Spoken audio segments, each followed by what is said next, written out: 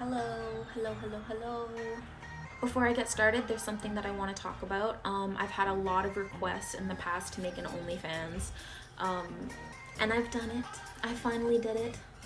It's not an OnlyFans, it's not onlyfans.com or whatever. It's very, very similar. It's called Unlock, and I will be having content like this and this, as well as smoking fetish and foot fetish content, if you're into that. Mostly it's just gonna be saucy pics and maybe some like behind the scenes and stuff, but honestly, don't worry, it's nothing I wouldn't show my mom. It's not safe for work or anything. It is 18 plus purely because to register for the website you have to be above 18, but if you're gonna go out there and lie and say you're 18 and do it anyway, no one's gonna stop you. So, but my content personally will not be 18 plus. So if you would like to subscribe to that, I will put the link here, and I will also put the link in the bio if you want to go check it out. It would really mean a lot to me for your support on this platform. I'm really trying hard to make it into something, and hopefully it turns into something, you know what I mean? I'm trying to keep up with it as much as possible, but anyway, on with what we're talking about. Hello. Today I will be doing something. Today I can't talk. Today I'm going to be answering a few questions off of Instagram. I've done this before and it was more in-depth and it was more personal, kind of like getting to know me. These are more just general questions. This is my favorite thing to do on Instagram ever. My favorite thing is to post question stickers and respond to them. For this question sticker, I said I'll respond with a video, and I did a little bit on my stories, but I figured that the rest of them would make a really good YouTube video, or not a really good YouTube video, but you know, subpar honey level video, right? So I have my iPad here with me, and I'm gonna be answering some of the questions. Yes, I do. I really want to have kids really bad. Not anytime soon. Right now, I'm not in a place in my life where I want my life to be about somebody else, because as soon as you have a kid, it's not your life anymore. You're living for your kid, you're supporting your kid, taking care of your kid, and that's what everything's about, is your baby. And I'm not ready for that kind of commitment yet. That doesn't sound very fun to me right now. I would like to focus on me and myself and my careers and what I'm gonna do. I barely have my life figured out. I don't even want to begin figuring somebody else's life out. I do like the name Mint for either or. It's a unisex name, so I would like to name my child Mint or Aloe, A-L-O. I really like both of those names, and so does my boyfriend, and so maybe in the future, who knows. Tips on practicing with a tattoo machine. Got one recently but have no idea where to start. The very best thing that I can recommend you do is you practice on fake skin, where you ordered your tattoo machine. If you ordered on Amazon or something similar, they should have some fake skin for you. It's a lot easier than just going blindly and practicing on yourself. If you want to and you don't care if you're covered in shitty tattoos like I do, you can practice on yourself. But yeah, definitely practice on some fake skin. It's really worth it. This question is funny to me. It's, how do you store your wigs? They always look so great. Oh, by the way, I love you so much. Thank you, I love you as well. I actually store my wigs in those cloth shopping bags. I don't store my wigs very nicely at all. That's why they're kind of, look at this.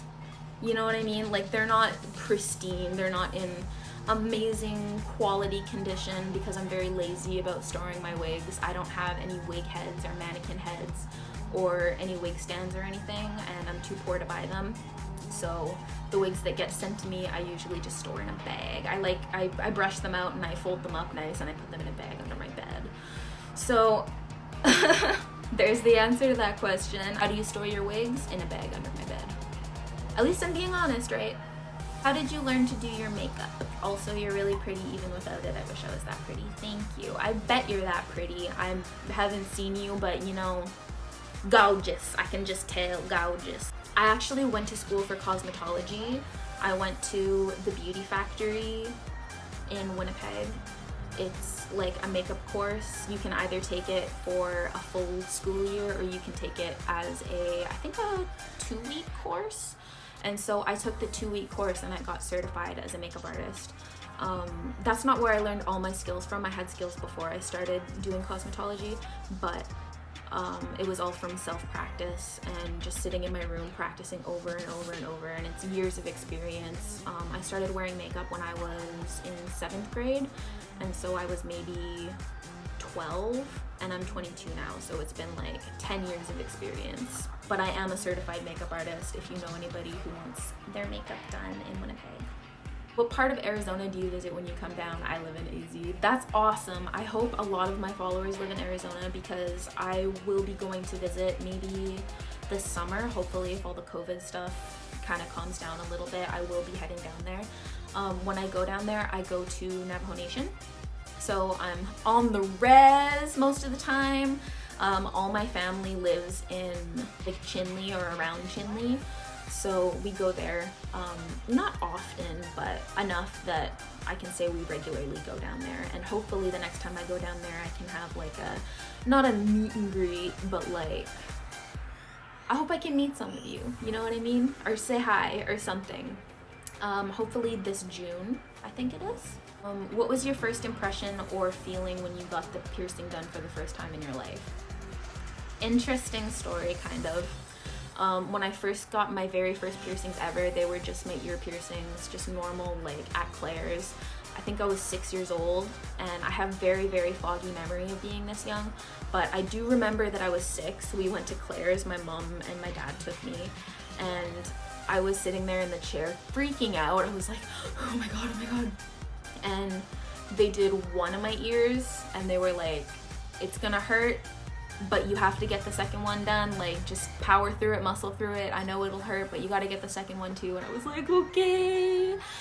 And I looked, and I gathered a crowd. I was crying so loud, I gathered a crowd, and people were watching me sitting in the chair, getting lined up on my ear and stuff. And there was a little girl in the crowd who was probably my age, and I think I went to preschool with her, and I think she knew me a little bit. But I saw her, and I was looking at her because she was the only one around my age, and I remember she gave me such a look like you'll be okay.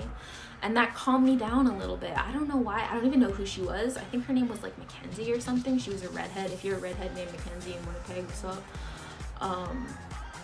But for some reason that calmed me down, and I was like, okay, I'm ready for the second one. I'm ready for the second one. And then she did the second one, and it was fine. I never had issues with healing or anything, even though it was a gun from Claire's, which suck. You're not supposed to get piercings with guns because it's basically putting it through with blunt force instead of a needle. So if you're going to get a piercing done, then preferably get it done with a needle. And on to the next one.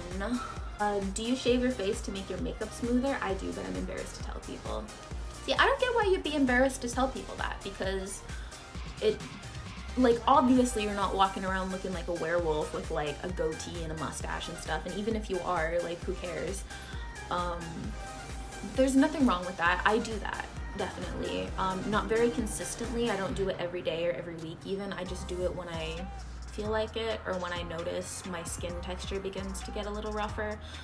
It definitely helps exfoliate. It takes off some of the dry skin, it takes off some of the textured hair, and it makes your makeup apply really, really nice. So you don't even have to be someone who has a lot of hair or a lot of body hair. It's just, if you try it, you'll thank me. It'll make your makeup look so smooth and airbrushed and nice. Shaving your face is nothing to be ashamed of, and something that I do quite often. So don't feel bad about it, okay? I'm big and I don't know how to become more confident. Can you give me some advice? I get this question every single day. Every single day, every single time I make a question sticker, I get asked for advice on confidence and stuff. And the only thing I can say that worked for me personally, genuinely, like, this works, this is the only thing I found that actually works, is fake it till you make it. That's it. Like, if you pretend you're confident and you act like you're a confident person, you think in your head, how would a confident person act? And a habit forms in your brain where you rewire your thinking. That's all it is. You have to rewire your thinking. and it takes time. It's not going to happen immediately. And so the more you get into the habit of positive self-talk, it's an easy road from there. I used to have no confidence whatsoever, and the only things that helped me was fucking pretending like I was on top of the world. Like, I didn't actually have to be, and as far as anybody else knows, you are, you know? What also helps is having a positive environment around you, people who compliment you and say nice things and make you feel good. Cut off anybody in your life who makes you feel like shit, because there's no point in having them around. They do nothing but bring you down, and it's very, very detrimental to your self-confidence the more people are putting you down.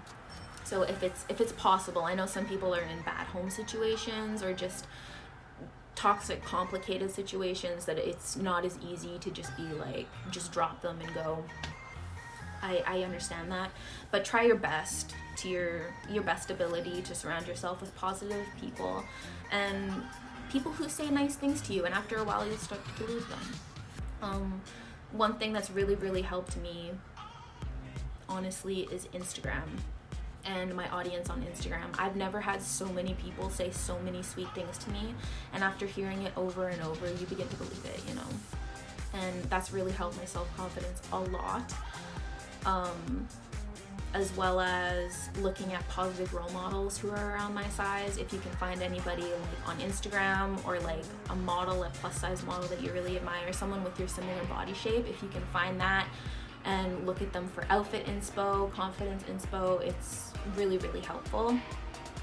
And one little secret that I have that not many people talk about, I've never heard anybody bring this up actually, but one thing that really helps me is drawing myself. I draw myself a lot, and you just make it as flattering as possible. Like, really go out there and make yourself like even cuter than you are, and be like, yeah, that's me. It helps, honestly.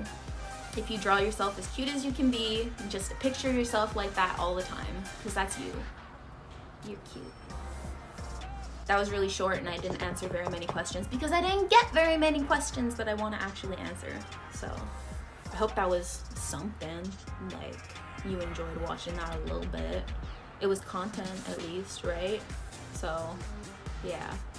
I'm gonna be filming more and more videos because I'm bored at home all the time, and you guys are the only thing keeping me company. So I will be back soon, hopefully with a better video idea than this. I know. Thank you for watching. I love you big much, very, very much.